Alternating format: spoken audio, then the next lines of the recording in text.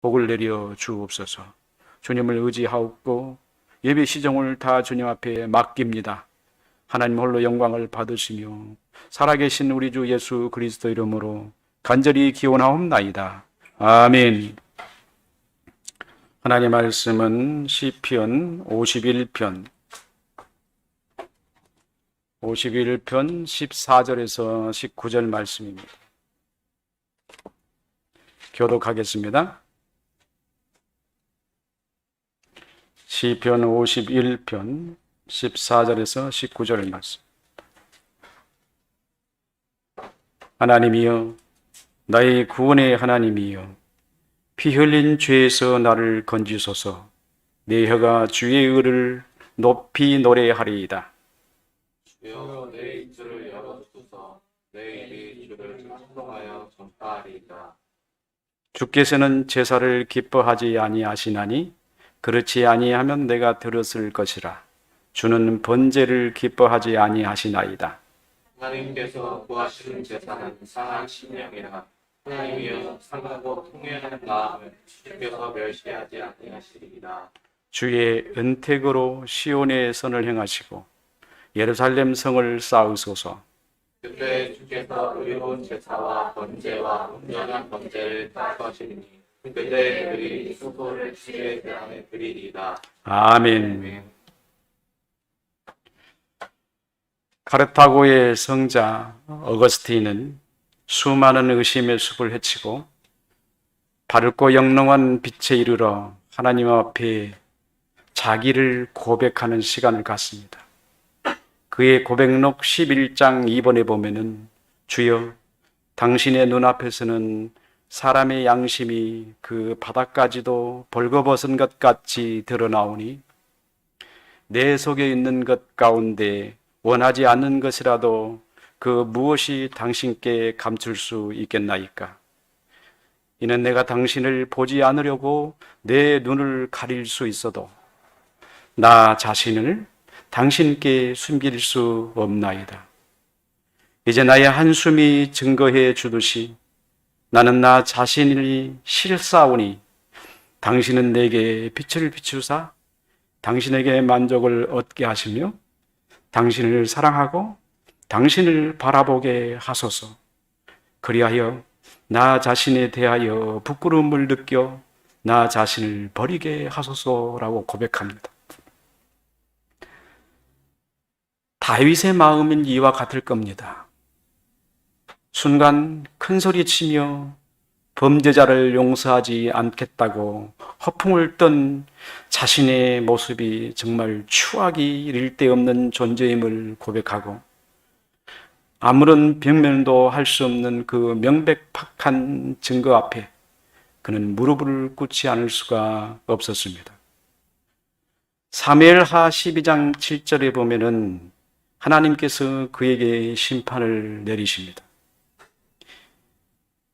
여호와께서도 이같이 이르시기를 보라, 내가 너와 내 집에 재앙을 내리고 내가 내 눈앞에서 내 아내를 빼앗아 내 이웃에게 주리니 그 사람들이 내 아내들과 더불어 백주에 동침하리라. 너는 은밀히 행하였으나 나는 온 이스라엘 앞에서 백주의 일을 행하리라 하셨나이다 하니 다윗이 나단에게 이르되 내가 여호와께 죄를 범하였노라 하매 나단이 다윗에게 말하여 여호와께서도 당신의 죄를 사하셨나이다. 당신이 죽지 아니려니와 이 일로 말미암아 여호와의 원수가 크게 비방할 거리를 얻게 하였으니 당신이 낳은 아이가 반드시 죽으리라 라고 했습니다. 하나님의 심판은 그렇게 간단하게 지나가지 않습니다. 죄에 대한 그 책임을 물으시되 택함을 받은 사람이기 때문에 매우 가혹하다는 사실을 부인할 수 없습니다. 여러분은 이 심판을 읽으면서 무엇을 생각하는지 매우 궁금합니다. 성경 전체를 바라보고 있다면 여러분은 이 심판 속에서 성경에 가장 처음에 나타난 창세기 3장을 기억할 겁니다. 그리고 그 말씀을 읽으면서 여러분은 놀라게 될 것입니다. 그러나 그 중에 가장 더 놀라운 것은 하나님께서 다윗을 죄가 없을 때 아담과 같이 대우하셨다는 것을 알 수 있습니다. 다윗도 전적으로 타락한 아담의 후손임에도 불구하고 다윗의 모든 죄를 없는 것처럼 가리우고 그를 가까이 할 수 있는 사람으로 하셨다는 것입니다. 그래서 다윗은 시편 32편에 이렇게 노래합니다. 허물의 사함을 받고 그 죄의 가리움을 받는 자는 복이 있도다. 마음에 간사가 없고 여호와께 정죄를 당치 않은 자는 복이 있도다. 내가 토설치 아니할 때에 정의를 신음함으로 내 뼈가 쇠하였도다. 주의 손이 주야로 나를 누르시오니 내 진액이 화하여 여름 가물의 마름같이 되었나이다. 내가 이르기를 내 허물을 여호와께 자복하리라 하고 주께 내 죄를 아뢰고 내 죄악을 숨기지 아니하였더니 곧 주께서 내 죄악을 사하셨나이다. 이렇게 다윗에게 심판으로 말미암아 일어난 일들이 무엇입니까? 성경 기자는 사무엘상 13장에 다윗에게 임한 심판에 관한 이야기를 기록합니다. 아주 길게 기록합니다. 아들 중에 장자 암논이 있습니다. 역대상 3장 1절에 보면은 그가 장자라고 말합니다. 헤브론에서 6명의 아들을 낳았고 예루살렘에서 9명의 아들을 낳았습니다. 헤브론에서 낳은 아들 중에 셋째 압살롬이 있고 압살롬에게는 여동생 다말이 하나 있습니다. 장자 암논이 그스랄 메의 딸 마아가의 아들 압살롬의 동생 다말을 짝사랑했습니다. 너무 짝사랑한 나머지 병이 들어 메말라가고 있습니다. 이때 다윗의 형인 시므야의 아들 중에 간교한 자가 하나 있었는데 이가 암논과 아주 친합니다. 그래서 오랫동안 암논과 대화를 해야 되는데 나오지를 않는 거예요. 그래서 암논을 찾아가 봤습니다. 찾아가 봤더니 암논이 파리해가지고 완전히 살은 쩍 빠졌고 곧 죽어가고 있는 거예요. 그래서 물어봤습니다. 뭐 때문에 이러십니까? 암논은 왕자잖아요. 세자가 될 사람이잖아요. 장자니까. 그래서 왕자님은 왜 이러세요? 그랬을 거란 말이에요. 그랬더니 고백을 했습니다. 내가 우리 배다른 어머니의 딸 압살롬의 누이 동생 다말을 사랑했어. 내가 견딜 수 없다. 그러니까 이 교만한 시므아의 아들이 아주 교활한 아들이에요. 아들이 그에게 꾀를 하나 내줍니다. 그 꾀를 내주니까 그 암논이 그 이야기를 듣고 그대로 행동을 해가지고 아버지한테 허락을 받아서 다말로 하여금 자기 방에 와서 떡도 먹여주고 빵도 먹여주게 했다는 말이에요.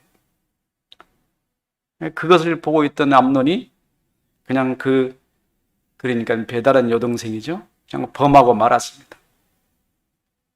원인이 왜 이런 일들이 생겨나죠?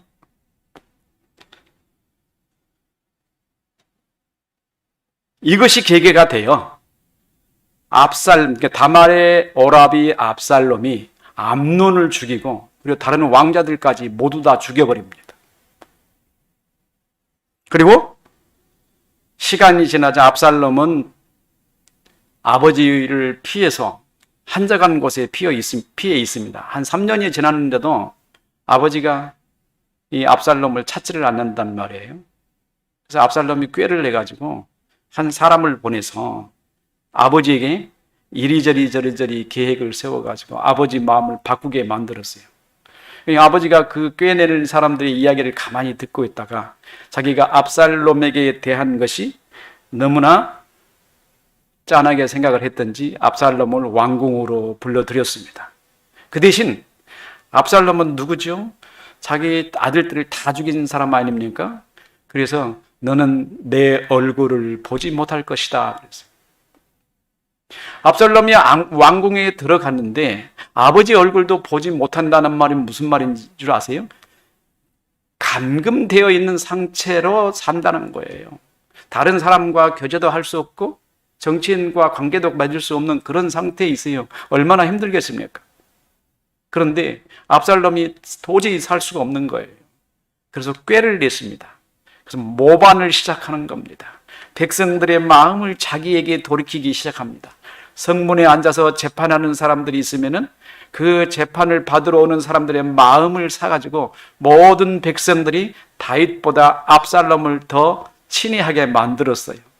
압살롬이 그런 계획을 계속 했더니 많은 사람들이 그를 따르게 됐습니다. 압살롬이 이것을 빌미로 해가지고 아버지에게 칼을 들이댔어요. 아버지는 이 자기에게 모반한 아들 압살롬을 피해서 도망가기에 이릅니다. 이 과정에서 아들 압살롬이 어떤 일을 행할까요? 엄청난 일을 행합니다. 사무엘하 16장 21절에 보면은 차마 입을 열어 얘기할 수 없을 정도의 엄청난 이야기입니다. 압살롬이 아버지는 도망갔고 후궁은 교회 거기 그 예루살렘 성 안에 다 남아 있으니까 아버지의 여인들 후궁들을 다 옥상으로 불러들이고 옥상에다 천막을 쳐놓고 그 옥상 위에서 그 후궁들과 광란을 벌였던 거예요. 이런 일이 있을 수가 있어요? 이런 천인공노할 사건이 일어나면 되겠습니까? 여러분들은 선지자 나단이 다윗에게 전한 하나님의 심판의 이야기를 여러분 기억하십니까? 그가 뭐라고 하신지 아십니까? 하나님께서 선지자에게 온 이스라엘 앞에서 백주의 일을 행하리라. 너는 내게 은밀한 가운데서 바세바를 범하여 바세바를 탐했지만은 나는 내 범죄를 가만히 두지 않고 내 아내들 백주에 대낮에 모든 이스라엘 백성들이 보는 곳에서 그 일을 하게 만들어 버릴 것이라고 하더니 그게 아들 압살롬을 통해서 그게 이루어진 겁니다. 저는 하나님의 심판의 무서움 앞에 두려워 떨지 않을 수가 없습니다. 물론 다윗의 회개 고백을 노래 부를 때 이런 일이 있었을 것은 아니라고 생각합니다. 다윗은 이런 일이 일어날 거라고는 전혀 몰랐을 것입니다. 하지만 자기에게 다가올 심판에 대한 두려움을 다윗은 예견하고 있었습니다. 그리고 그 심판을 마음에 두고 있었습니다. 다윗은 어떤 상황에도 하나님을 잊지 않겠다고 그가 굳은 마음을 갖고 있었을 것입니다. 그래서 다윗이 고백하는 시가 시편 51편에 여러분들은 지금 4주 동안 이야기하고 있는데 내 속에 정한 마음을 심어주십시오. 나를 새롭게 창조해 주십시오. 내가 당신이 심판하는 그 심판을 결코 이길 수 없으니까 당신이 내 속에 새로운 마음을 주지 아니하면 나는 당신 앞에서 살 수 없다라고 호소하고 있는 거예요. 하나님이여, 나의 구원의 하나님이여, 피 흘린 죄에서 나를 건지소서. 내 혀가 주의 의를 높이 노래하리이다. 주여, 내 입술을 열어주소서. 내 입이 주를 찬송하며 전파하리이다. 다윗이 심판을 모면하고 싶었을 것입니다. 도저히 들을 수 없는 심판이잖아요. 나는 하나님도 모르고 아무도 모르고 백성도 모르게 이 일을 저질렀는데 하나님은 내가 이스라엘 백성들이 다 보는 곳에서 어떤 일을 저지르시겠다는데 그걸 심판으로 선언하셨는데 다윗이 그것을 어떻게 감당할 수 있겠습니까? 너무 무섭지 않아요? 설마 압살롬이 그런 일을 할 것이라고는 생각도 못했을 것입니다.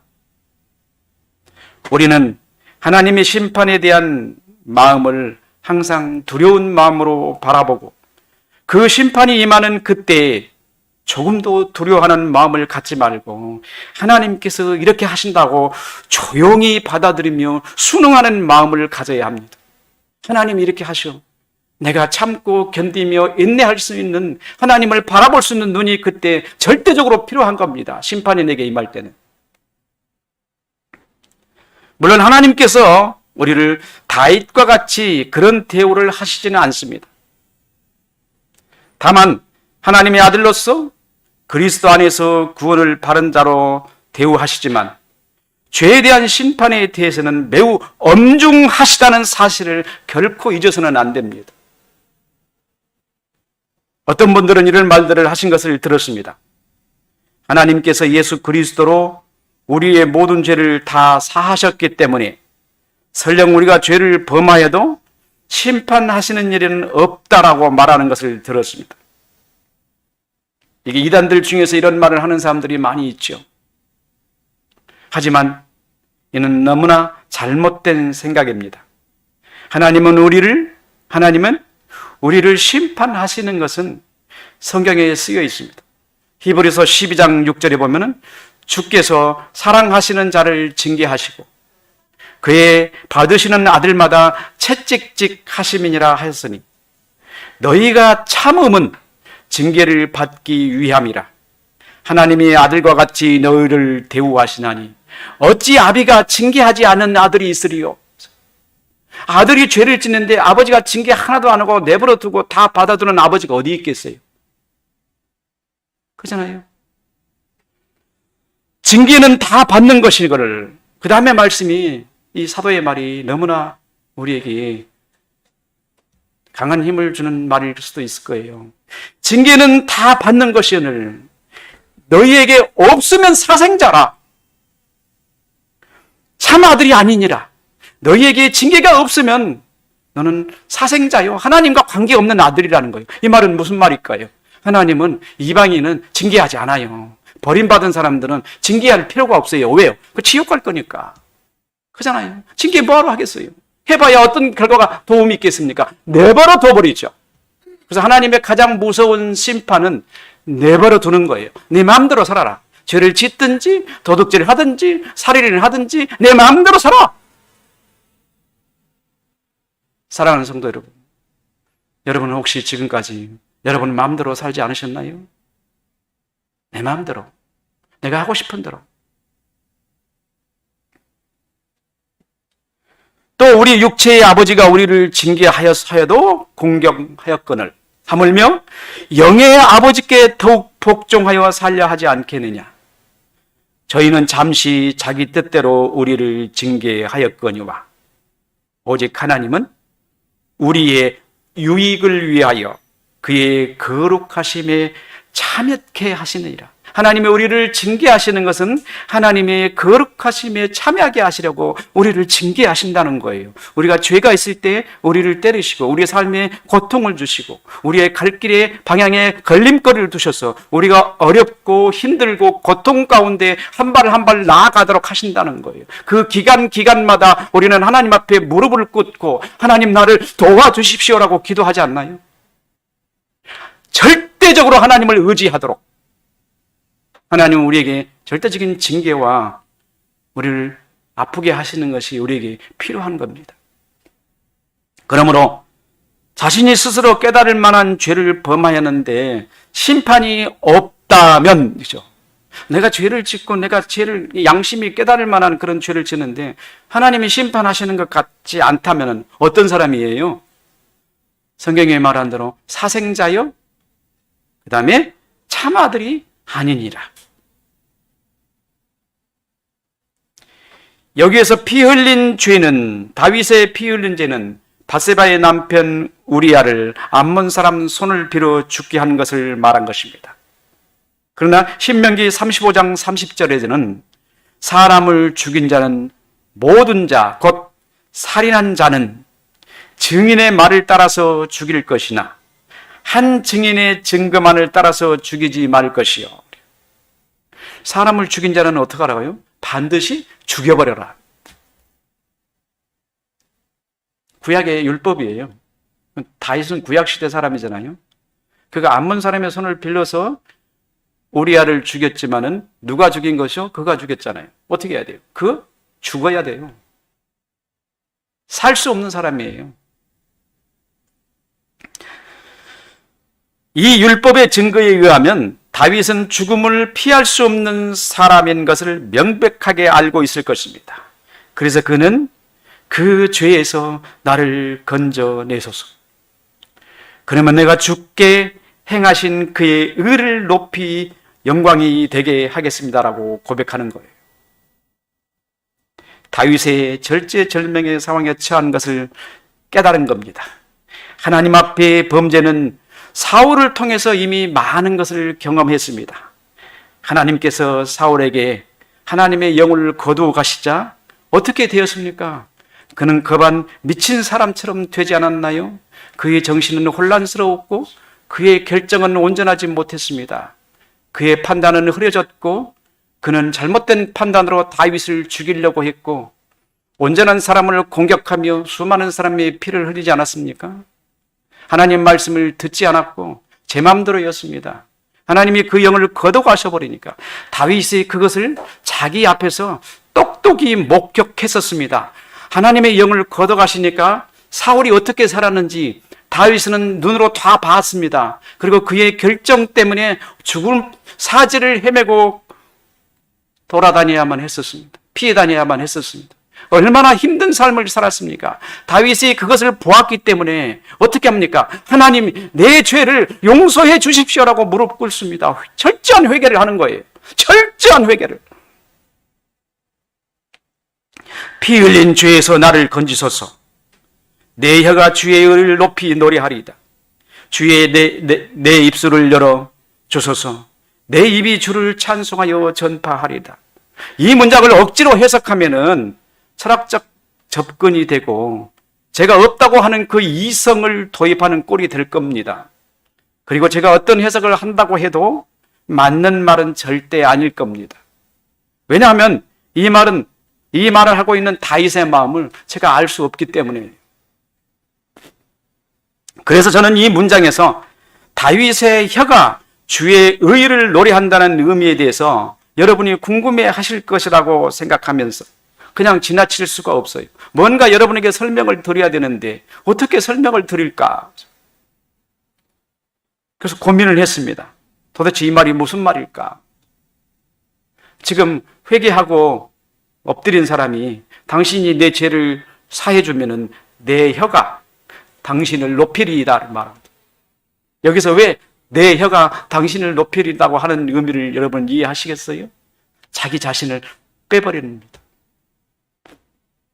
자원하오는 심령을 주시면은 범죄자에게 주의 도를 가르치겠습니다고 말하는 것을 볼 때 다윗은 죄를 아는 눈을 저에게 주십시오. 죄를 볼 수 있는 안목을 열어주셔서 내가 죄를 행하는 사람들에게 죄를 알려주고 그들이 회개하고 하나님께 돌아오게 하렵니다고 말하는 것이에요. 다시 말하자면 사람들에게 말을 해서 죄를 범하지 않도록 하겠습니다. 적극적으로 그렇게 하겠다고 지금 하나님 앞에 서원하는 이야기 같아요. 이는 뭘 말합니까? 하나님이 죽을 수밖에 없는 죄인은 나를 살려주셨다는 간증을 하는 거 아니겠어요? 곳곳에 다니면서 그렇게 말하겠습니다. 만나는 사람에게 그 말을 하겠습니다. 하나님을 높이며 내 혀가 주님만을 말하겠습니다. 이런 뜻이에요. 여러분에게는 간증이 필요합니다. 여러분을 구원하신 구원에 대한 간증은 너무나 엄청난 것이기 때문에 반드시 여러분을 잘 알고 사랑하는 분들에게 반드시 간증을 할 필요가 있습니다. 저는 여러분이 여러분의 구원을 가치 있고 엄청난 것이라고 믿고 있는지 여러분의 구원을 한번 상기해 보십시오. 저는 여러분의 구원을 천지를 새로 만드는 것보다 더 엄청난 사건이라고 늘 표현합니다. 성경 에베소서 1장 4절에 보면은 우리에게 우리의 구원이 창세전에 그리스도 안에서 예정되었다고 말합니다. 우리의 예정이 하나님의 작정이라면 여러분의 구원이 도르트신경 제1교리 3조에서 언급하는 것처럼, 그리고 사람들이 믿음에 이끌리도록 하나님께서 자비롭게 그분이 원하는 사람들에게, 그분이 기뻐하시는 때에 그의 가장 기쁜 소식을 전하기 위해서 전파자들을 보내신다. 도르트신경 제1교리 3조가 이렇게 고백해요. 이게 엄청나게 위력이 있는 메시지입니다. 개혁교회가 이와 같이 엄청난 전도의 교리를 가지고 왜 복음주의 전도 교리를 가지고 가는지 난 도저히 상상이 안 돼요. 이해가 안 됩니다. 왜 개혁주의라고 하는 사람들이 저렇게 할까? 여기 엄격하게 하나님이 모든 걸 하시는 것을 명확하게 고백해 놓고 왜 다른 걸 취해 가는지 말입니다. 다시 설명을 드리겠습니다. 하나님께서 사람들이 믿음에 이끌리도록 하나님이 자비롭게 그분이 원하시는 사람들에게, 아무나가 아닙니다. 원한 사람들에게, 그리고 이 다음이 가장 중요해요. 가장 기쁘신 그때에, 저는 이 말을 읽을 때요, 무릎을 탁 꿇었어요. 탁 꿇고 정말로 한 며칠 우는 것 같아요. 하나님이 나를 이렇게 사랑하신단 말이야? 왜 그런지 아세요? 지금이 5827년입니다. 5820년 아담으로부터예요. 그럼 5827년이면은 5000년 동안 인류 세대가 거듭되어 왔습니다. 아담의 타락으로 말미암아 거듭된 인류의 세대. 저는 주나라에서 온 구시입니다. 그럼 주나라에서 구시가 왔는데요, 구시가 이 땅에 오실 때 거의 한 1000몇 년밖에 안 돼요. 38대입니다. 저희 38대 동안 저를, 제 앞에 있는 사람 중에서 예수 믿는 사람이 몇 명이 안 된단 말이에요. 근데 하나님께서 저를 딱 찍어서 예정해 두셨다? 처음에는 내가 안 믿었어요. 믿을 수가 없어요. 그러면은 제 앞에 있는 수많은 사람들은 어떻게 해야 되죠? 누구를 위해서 낳아야 되죠? 여러분을 위해서 낳아야 돼요. 그들은 다 어디로 가지요? 다 지옥 가버려요. 태어나면 지옥 가는 사람들이 38대를 흐를 동안 낳고 하나님이 저를 예정했다면은 이 많은 사람들은 도대체 어떻게 된 거야? 이게 가능한 일이야? 하나님의 예정을 생각할 때요, 제가 감당할 수가 없었어요, 이 교회를. 아니, 무슨 말을 하는 거야? 하나님이 그러시는 거예요.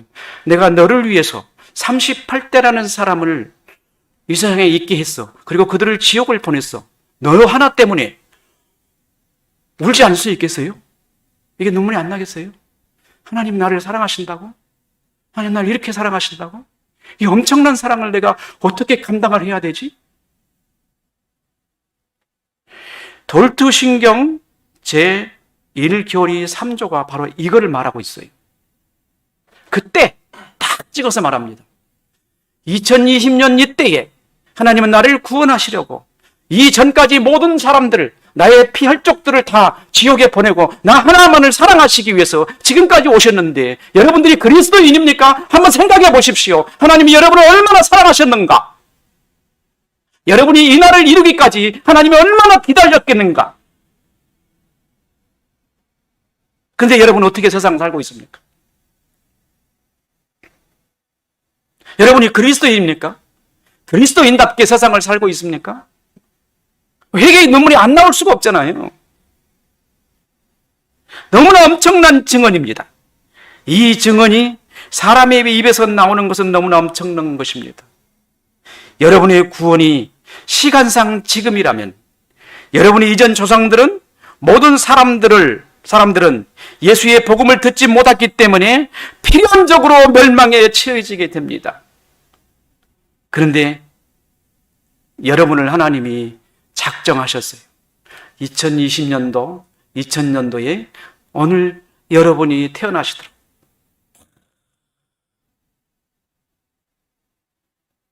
그렇다면 여러분이라는 우주의 별과 같은 작은 한 점을 위해서 하나님이 무엇을 계획하셨는지 여러분은 상상해 보십시오. 다윗은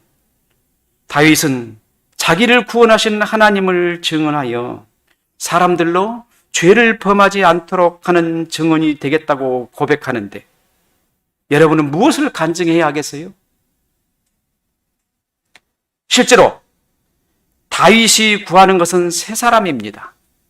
정직한 영, 하나님을 아는 영. 나는 죄인입니다. 죄악 중에 출생한 고칠 수 없는 본성을 가진 사람입니다. 내 속에 정한 마음을 창조하시고 정직한 영을 새롭게 하옵소서. 그러면 그의 영으로 주의 의를 말하고 주를 노래하며 주의 구원을 간증하며 주님만을 생각하는 그런 사람으로 살겠습니다. 그리고 범죄자들에게 아버지를 말하겠습니다. 죄를 범하지 말라고 하겠습니다. 그리고 하나님이 계시다고 말하겠습니다라는 고백 아니겠습니까? 여러분도 이 노래를 불러야 합니다. 내 혀가 주의 의를 노래할 것입니다라고 말해야 돼요. 어떻게 하면? 내게 은혜를 베푸소서. 다윗은 내가 주의 의를 노래하겠습니다 하는 것이 아니라 내 혀가 주를 노래할 것입니다예요. 내가 하겠습니다 아니에요. 당신이 내게 정직한 영을 심어주시고 새 영을 심어주시고 새 지식을 내 영혼에 넣어주시면은 그 지식의 정체성을 가진 세 사람이 내 혀를 가만두지 않아서 쉬지 않고 하나님을 말하겠습니다 이 말이에요.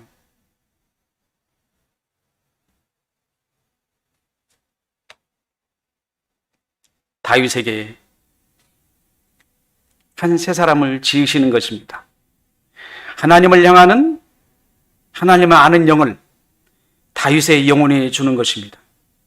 이것은 하나님을 아는 지식입니다. 이 지식이 우리 영혼에 들어와 심겨져야 합니다. 이 지식은 태초부터 하나님께서 사람들을 만드실 때 주셨던 본유 지식, 곧 하나님을 아는 지식인 것입니다. 그러나 타락으로 그 지식은 사라져버렸고 사람은 영혼의 어두움으로 말미암아 지식은 무지와 결함을 가진 지식만 가질 수밖에 없는 상태가 된 것입니다. 무지와 결함을 함의한 지식으로는 하나님을 알 수 없습니다. 설령 하나님을 만나는 감각을 가졌더라도 하나님에 관한 지식이 없으므로 하나님을 본질대로 알지 못하고 자기가 지어내는 결함과 무지의 지식으로 지각하기 때문에 왜곡된 하나님을 인식하는 것입니다. 대표적으로 가인이 그랬고 발람이 그랬습니다. 그들은 하나님을 만났으며 대화를 주고받았으며 하나님의 영을 느끼며 받았습니다. 그러나 그들이 참 하나님을 만났을지라도 그들이 인식하는 하나님은 참 하나님이 아니라 그들의 지성에 가진 왜곡된 지식으로 인식하는 하나님이므로 그 하나님은 왜곡된 하나님이 된 것입니다. 복음서에 보면 유대인들이 그리스도를 만났습니다. 그들은 그리스도를 자기와 똑같은 사람으로 생각합니다. 그리고 예수님이 하나님의 아들이심을 결코 믿지 않고 예수님께서 행하시는 말씀이나 행위를 대적합니다. 실제로 그들이 만난 그리스도는 하나님의 아들이시고 하나님의 말씀이 육신이 되신 분이시며 참 하나님이시며 그들의 구원자이시지만 그들은 그것을 깨우치거나 지각할 수 없는 것입니다.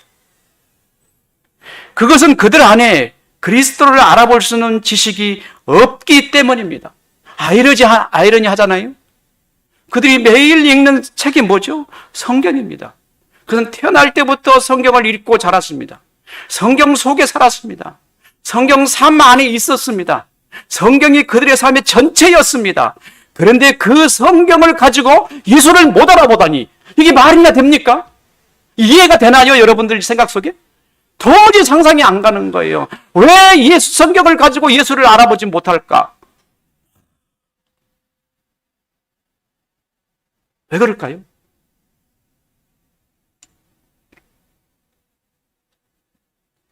가인과 발람이 하나님을 만났고 대화했음에도 불구하고 그들이 하나님을 자기 지식대로 인식한 것처럼 하나님을 아는 지식을 유대인들이, 이스라엘 백성들이 가지지 못했기 때문에 그들을 하나님의 말씀을 자기의 생각으로 해석했고, 하나님의 말씀을 자기의 지식으로 이해하며, 하나님의 말씀을 자기의 이성적 능력으로 판단해서 하나님의 교리를 다 왜곡시켜 놔버렸던 겁니다.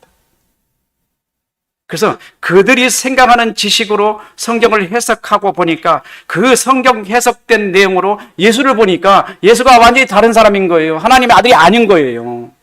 진리신 하나님의 말씀의 눈으로 봤는데도 불구하고 그들은 그 말씀을 왜곡시켜서 해석하니까 예수를 볼 수가 없었던 겁니다.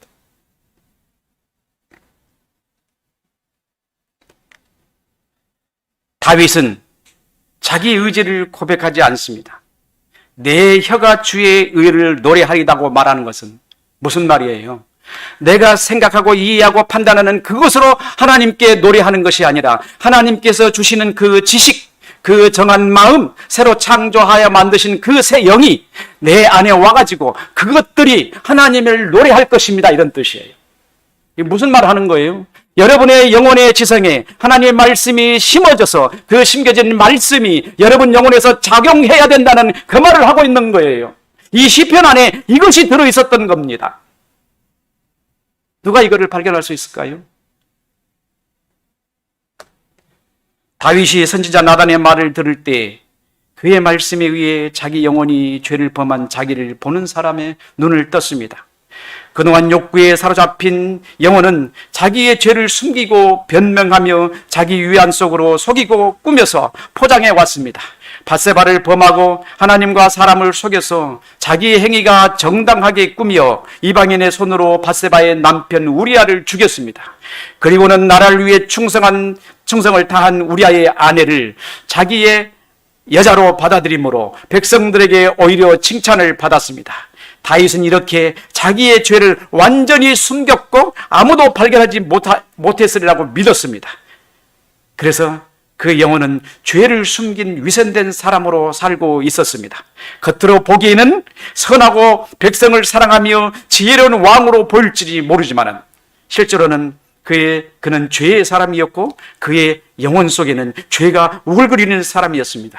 그의 눈에는 하나님이 보이지 않았고 인식되지도 않았습니다. 그를 기르시고 이끄셔서 왕으로 세워주셨고 자기가 고백한 것처럼 온갖 위험과 사망의 음침한 골짜기에서 건지셨으며 지금 백성들에게 존경을 받으며 나라를 든든하게 보호해주고 주시는 은총으로 왕의 자리에 앉아서 부족함 없이 살고 있었는데 그가 하는 짓이 죄악을 짓는 것이었습니다. 오늘 우리도 하나님을 두려워하지 않는 죄의 삶을 살고 있습니다. 우리 눈에 보이지 않는 하나님의 판단을 보이는 사람의 판단보다 가벼이 여기고 아예 생각조차 하지 않고 세상을 살고 있습니다. 우리는 우리 앞에 계시고 우리에게 모든 것을 공급하셔서 우리로 하여금 편하게 살게 하시는 그 하나님을 멸시하고 있습니다. 우리의 영혼은 다윗과 같이 하나님보다 사람의 이목과 판단을 살피고 있습니다. 요리조리 살펴서 사람에게 비판을 받지 않도록 온갖 더러운 일을 은밀히 행하면서 사람과 하나님을 속이고 있습니다. 이것이 바로 우리 영혼에 있는 왜곡된 지식으로 사는 삶이에요. 우리는 속히 깨달아야 합니다. 우리는 가인과 같은 사람이 아니라고 스스로 생각하고 있으나 실제로는 가인보다 더 가인입니다. 얼마나 위선자인지 모릅니다. 가인은 하나님께 제사했을 때 자기의 제사가 받아들이지 않음으로 화를 내고 죄를 드러냈습니다. 그는 하나님께 분노했고 하나님의 아들을 죽였습니다. 그리고 하나님을 원망하고 불평하고는 하나님을 떠났습니다. 그는 죄로 하나님과 분명한 선을 긋고 실제적인 판단을 했습니다. 그러나 우리는 하나님께 예배하고 그 예배가 받아들여졌는지 안 받아들여졌는지도 모르고 살고 있습니다. 아주 완전 무지 상태에서 하나님께서 말씀하셔도 그 말씀을 감각하지도 못하고 살고 있습니다. 우리의 예배가 과연 하나님께서 받으셨는지 판단할 필요조차 없습니다. 그저 드리기만 하면 된다고 생각하고 있습니다. 받으시든지 안 받으시든지 전혀 상관하지 않습니다. 우리는 예배를 드렸으니 우리 예배에 관하여 진실성 여부는 중요하지 않습니다. 만약 예배를 받으시지 않고 심판하신다면은 그냥 완전히 하나님이 잘못한다고 생각하는 거예요. 그러므로 우리가 하나님께 대해 할 의무를 했으므로 하나님께서 우리를 정죄하시고 판단하시는 것은 하나님이 옳지 않아요. 하나님께서 그렇게 하시면 안 됩니다. 이렇게 지금 반항하고 있는 사람들이 얼마나 많은지 모릅니다. 이런 생각으로 하나님을 대하고 있습니다. 1610년도에 아르미우스파들이 이런 생각을 가지고 벨직 신앙고백서와 하이델베르그 신앙고백서를 잘 받아들일 수 없다고 떠들다가 논쟁을 일으켰습니다. 저는 범죄에 빠져 하나님을 멸시하는 그리스도인이라고 하는 사람들에게 단호하게 말씀을 드립니다. 여러분의 예배는 전혀 받아들여지지 않습니다. 하나님께서는 여러분에게 나타나 주시지 않았고 여러분이 드리는 예배에 하나님은 안 계셨습니다. 여러분의 예배를 알지도 못하실 뿐만 아니라 여러분에게 예배 드리라고 말씀하시지도 않았습니다. 하나님께서는 거듭난 영혼에게 예배 드리라고 하셨지 타락한 죄인이며 이방인에게 예배 드리라고 하지 않았어요. 착각하시면 안 돼요. 내가 거듭났기 때문에 하나님 앞에 예배 드리는 거예요. 그러므로 중요한 것은 거듭나지 않았다고 생각하면 지금 내가 거듭나야 하는 것입니다. 예배는 거듭난 사람이 드려야 받아주십니다. 가인과 아벨을 통해서 너무나 분명히 드러내 주셨습니다. 가인은 거듭나지 않았고 아벨은 거듭난 사람이었습니다. 가인의 예배는 받아주지 않았고 아벨의 예배는 받아주셨습니다. 그들이 재물이 나빠서 안 받아준 게 아니에요. 거듭나지 않느냐 거듭나지 않느냐예요. 하나님을 아느냐 모르느냐인 거예요. 아벨은 하나님을 알았고 가인은 하나님을 몰랐습니다. 모르는 사람이 드리는 예배는 받아주지 않아요. 우리는 성경을 읽으시면서 그것을 알고 예배 드리시느냐요? 만약 여러분이 예배를 드리셨다면 여러분은 스스로 나는 하나님의 자녀라고 고백하고 있는 것입니다. 여러분의 행위는 다시는 돌이킬 수 없는 귀중한 고백을 지금 이 시간에 하고 있는 겁니다. 이 시간은 여러분에게 다시는 돌아오지 않습니다. 여러분은 고백을 했고 여러분은 이 고백을 주워 담을 수가 없습니다. 여러분이 고백을 했으면 여러분은 하나님 말씀대로 살아야 할 의무가 주어진 사람들입니다. 반드시 하나님 말씀대로 살아야 돼요. 여러분의 예배는 단순히 앉았다 가는 그런 게 아니에요. 하나님과 엄청난 고백과 약속입니다. 하나님은 이 일을 위해서 여러분에게 말씀하셔요. 항상. 여러분은 여러분의 있는 지성에 있는 거짓으로 예배를 드리면은 하나님이 판단하십니다. 여러분이 그 판단을 받으면 여러분은 슬퍼할 것입니다. 주님의 말씀입니다. 한 여인이 자기 딸로 인하여 괴로워서 주님 앞에 나와서 간청했습니다. 선생님, 나의 딸을 고쳐주십시오. 그러자 주님께서 말씀하셨습니다. 아주 단호한 어조로 선언하십니다. 자녀의 떡을 취하여 개들에게 주는 것이 마땅치 아니하다. 이 여인이 누구였어요? 이방인이었어요. 이 말은 무슨 말이에요? 이방인이 하나님의 은혜를 받을 조건이 안 된다. 이방인의 예배 드려도 소용없다는 말이에요. 하나님의 은혜를 받지 못하고 구원받지 못한 자가 교회에 와서 하나님 앞에 예배 드리면 아무 소용없다. 하나님 이렇게 말씀하시는 거예요. 그래서 거짓된 예배를 드리는 예배는 하나님이 받지 않으신다. 성경에 명백하게 쓰여 있어요. 이방인 여인이 그렇게 고백하자 주님의 말씀에 그 여인은 가슴을 탔습니다. 자기 딸은 고통 중에 있고 지금 주님의 말 한마디면 고침을 받을 수 있는데 지금 자기가 어찌할 방법을 찾지 못하는 사경을 헤매는 것 같은 그런 순간에 놓여 있잖아요. 이 여인이 지혜로웠어요. 고백을 합니다. 주여 올소이다. 개들도 주인의 상에서 떨어지는 음식을 먹나이다. 엄청난 고백 아닙니까? 나도 비록 이방인이고 하나님으로부터 버림받은 사람이지만은 주인의 상에서 떨어지는 음식을 먹는 사람 아닙니까? 살려주십시오. 이 말 아니겠어요? 주님이 뭐라고 하셨어요? 내 믿음이 너를 구원하였도다. 엄청난 신앙의 고백이 그 여인에게 나온 거 아니겠어요? 우리에게 필요한 것은 바로 이 신앙 고백입니다. 하나님 나를 구원하여 주십시오라고 고백하고 부르짖을 줄 알아야 돼요. 그리고 하나님으로부터 내 믿음이 너를 구원하였다라는 그런 고백, 답변이 우리에게 필요한 거란 말이에요. 여러분은 하나님을 아는 지식을 가지지 않았더라도 진심으로 여호와를 사랑한다고 고백한다면 성령께서 여러분의 고백을 지나치지 않으시리라고 저는 믿습니다. 물론 택한 사람에게만 나타난 일이겠지만, 그러므로 여러분이 할 수만 있다면 마음을 열고 진심으로 다윗처럼 고백하십시오. 복음서에 나타난 여인처럼 생명을 던지고 고백하십시오. 성령께서 지금 여러분의 영혼들로 주님을 향하여 부르짖으라 말하지 않습니까? 하나님의 기적이 지금 여러분에게 나타나실 것입니다. 여러분의 문을 열어주실 것이고 여러분의 인생의 삶의 문제를 해결해 주실 거란 말이에요. 내 믿음이 너를 구원하였다라는 하나님의 응답이 여러분에게 있을 거란 말입니다. 만약 하나님께서 우리의 죄를 용서하신다면 우리의 혀가 당신의 의를 노래할 것임이라고 말하는 다윗의 이야기가 지금 여러분의 말씀이 되셔서 지금 고백하는 마음으로 말씀을 드린다면 하나님께서 여러분에게 성령을 주시는 것을 기뻐하실 것입니다. 천하보다 더 귀한 영혼, 천지를 바꿔도 바꿀 수 없는 그 거룩한 영혼이 바로 여러분이 되는 자격을 얻으실 것입니다. 저의 소망은 지금 저의 말씀이 여러분의 지성에 새겨지시기를 간절히 소망합니다.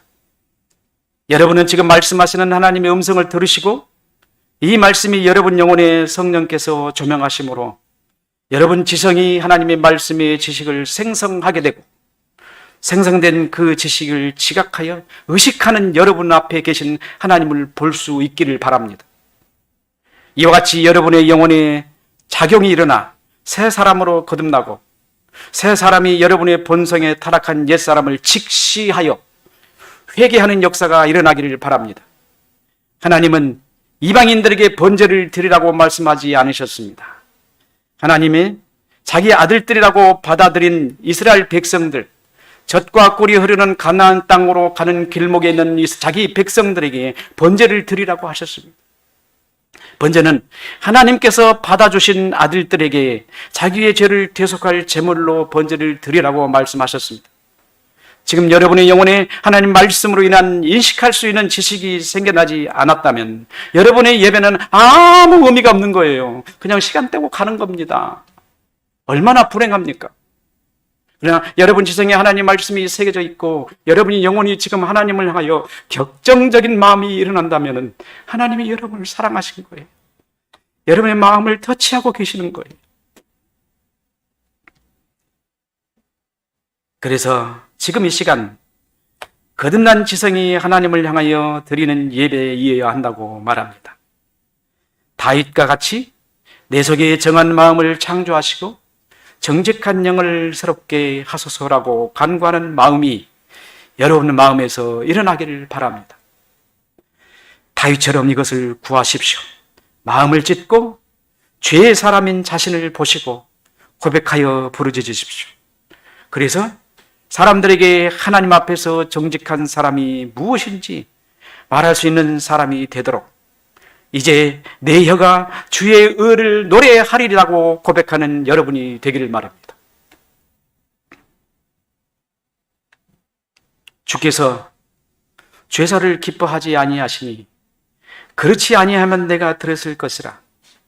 주는 번제를 기뻐하지 아니하시나이다. 하나님께서 구하시는 제사는 상한 심령이라.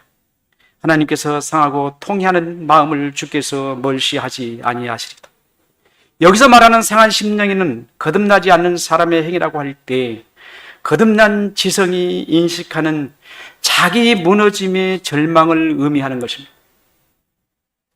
우리는 타락했기 때문에 타락하는 사람의 심령을 이해할 수 있으나 하나님의 말씀을 중심으로 한 거듭난 사람의 의식에서 나타나는 상한 심령을 이해하기가 매우 어렵습니다. 그것은 우리가 경험해 본 적이 없기 때문입니다. 경험을 했다 하더라도 아주 미미합니다. 다윗은 이것을 경험해 보고 있는 사람입니다. 다윗은 본래 기름 부음을 받은 사람이기 때문에 성령에 충만하여 상한 심령의 마음이 충분히 이해할 것입니다. 아마 그것은 거듭난 지성이 인식하는 자기 무너짐의 절망이에요. 내가 구원받은 사람임에도 불구하고 내 속에 있는 저 타락된 죄의 본성 때문에 자기가 미래를 담보할 수 없다는 것을 보는 것일 겁니다. 자기 자신을 들여다보고 통회하는 그 부르짖음, 저주의 나락에 피할 수 없는 본성의 타락을 보는 고통, 자기의 처절한 비참 앞에 고개를 숙이는 자기의 마음이 상한 심령일 것입니다. 저는 여러분의 인생이 그리스도의 구원의 감동도 있지만 언제나 지옥을 경험할 수밖에 없는 여러분의 본성이 그리스도의 구원의 심판의 날까지 함께 가지고 가고 그것이 여러분을 타락으로 무너뜨릴 수도 있을 것이며 그 두려운 마음으로 죄를 멀리하는 경계선을 가지시기를 기원합니다. 실제로 성경에선 거듭나 새 생명을 가진 사람은 그 새 생명이 구원으로부터 떨어지는 일이 결코 일어나지 않습니다. 그러나 우리의 의식은, 우리의 본성이 우리에게 여전히 남아있기 때문에 항상 경계를 가진 사람이 되어야 합니다. 그 경계선은 하나님의 말씀의 의식을 가진 사람이었습니다. 오늘 시편 51편은 다윗이 그것을 보여주고 있습니다. 그가 하나님의 은혜 아래에 있을 때, 사울을 피하여 도망다니며 사제를 다니고 있을 때 하나님께서 그와 함께 계셨고 그와 동행해 주셨지만은 그가 편안히 왕궁에서 호화로이 살고 있을 때 그는 타락의 길을 가고 말았습니다. 그 속에 들어있는 본성이 그를 뒤엎어 버렸습니다. 그리고 이 엄청난 심판 앞에 빠지고 말았습니다. 여러분이 심판의 길에 빠지지 않으려면은 거듭난 본성의 사람으로 그 말씀의 경계선에 서서 항상 하나님의 말씀을 의식하는 사람들이 되어야 합니다. 욥과 같이 하나님 말씀을 의식하고 있기 때문에 사단이 그를 공격하지 못하는 그런 사람이 되어야 한다는 것이, 그 경계선을 분명히 여러분들을 가지고 여러분의 일생 동안 주님의 말씀을 의식을 가지고 살아가는 복된 그리스도인 되시기를 주님의 이름으로 축원합니다. 기도하시겠습니다. 영광을 받으시기에 합당하신 주님, 우리에게 경계선을 주옵소서. 죄악의 길에 빠지지 않게 하시고 아버지 말씀 중심의 의식을 갖고 살게 하옵소서. 이 혼란한 세상에서 우리 의식을 온전히 세울 수 없는 무서운 세계 속에 우리가 살고 있습니다.